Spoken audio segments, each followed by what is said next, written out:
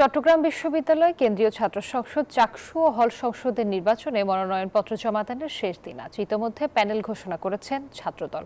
দুপুর ১:৩০টার দিকে কেন্দ্রীয় ছাত্রদলের সাধারণ সম্পাদক নাসির উদ্দিন নাসির এ প্যানেল ঘোষণা করেছেন। এরপর ছাত্র শিবির তাদের প্যানেল ঘোষণা করবে।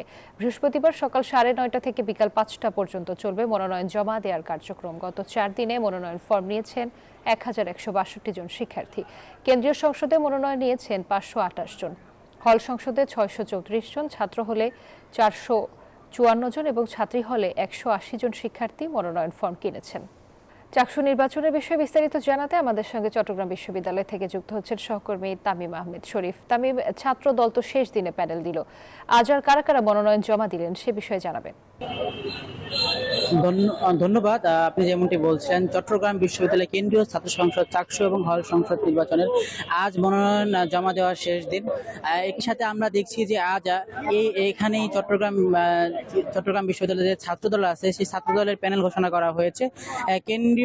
কেন্দ্রীয় সেক্রেটারি নাসির উদ্দিন নাসিরের উপস্থিতিতে এখানে ছাত্রদলের প্যানেল ঘোষণা করা হয়। আমরা দেখি যে চট্টগ্রাম বিশ্ববিদ্যালয়ে যে চাকসু নির্বাচনে ছাত্রদল মনোনীত ভিপি প্রার্থী হিসেবে ঘোষণা করা হয় সাজ্জাদ হোসেন হৃদয়ের নাম এবং জিএস হিসেবে ঘোষণা করা হয় সাফায়েত হোসেন এবং এজিএস হিসেবে তৌফিকুর রহমানকে এজিএস হিসেবে ঘোষণা করা হয়। এছাড়া বাকিদের নাম ঘোষণা করেন কেন্দ্রীয় সেক্রেটারি নাসির উদ্দিন নাসির। এছাড়া একটু পরে আমরা জেনেছি যে ছাত্র শিবিরের প্যানেল ঘোষণা করা হবে। ছাত্র শিবিরের কেন্দ্রীয় নেতারা উপস্থিত হয়েছেন ইতিমধ্যে ক্যাম্পাসে। তারাও কিছুক্ষণের মধ্যে তাদের প্যানেল ঘোষণা করবেন এবং প্যানেল ঘোষণার পরপরই প্রার্থীরা তাদের যে মনোনয়ন ফর্ম আছে সেটা চাকসু কার্যালয়ে জমা দেবেন।